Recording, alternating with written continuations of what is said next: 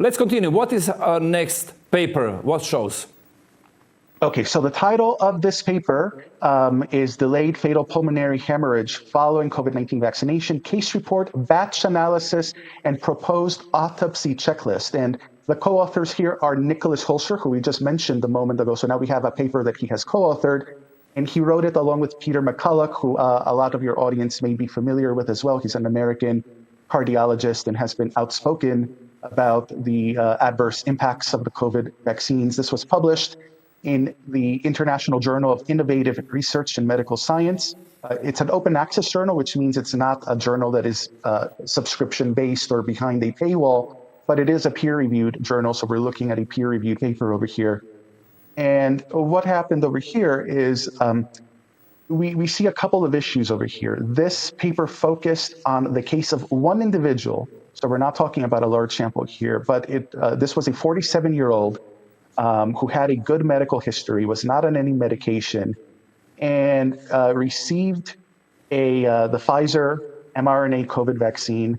This 47-year-old died from a pulmonary embolism 555 days after getting the vaccine, so about a year and a half later, a year and a half after vaccination. What is a pulmonary embolism? It's a blood clot, and we've seen blood clots as a common cause of death among some people that have received the COVID-19 vaccine. So I mentioned, by the way, this study was published in February. The study notes that the COVID shots have been previously associated with pulmonary hemorrhage, typically observed shortly after vaccination. So, the question someone might ask over here is, here we're talking not about someone who died shortly after vaccination, but 555 days later. So if you actually look at the health records of this individual, his health began to deteriorate. He eventually experienced severe respiratory distress and cardiac arrest. We've seen a lot of that among people that have had adverse effects following the COVID vaccines. As this person's health declined, they eventually passed away. Now, what is the other important finding of the study? The authors of this paper looked at the specific batch from which the vaccine that he received, the Pfizer vaccine, came from. Because, when any vaccine manufacturer produces their product and sends it out to hospitals and doctors and so forth, these come in different batches that are made at different times. They might be made in different facilities that are in different parts of the world. And each of these batches has a batch number. And there are websites online that have been tracking the number of adverse events that have been reported for COVID-19 vaccine injuries or injuries that are suspected to be related to the vaccines. And they have been correlating them with the batches. There's been other studies that have done this too.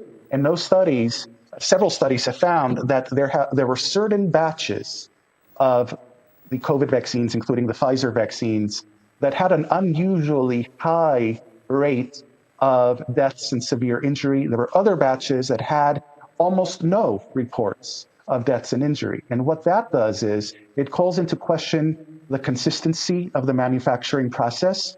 It seems to indicate that some of the vaccines were more dangerous than others, even though they were supposedly the same, from the same manufacturer. So that calls into question the safety of the vaccines themselves, but also the process through which they are produced.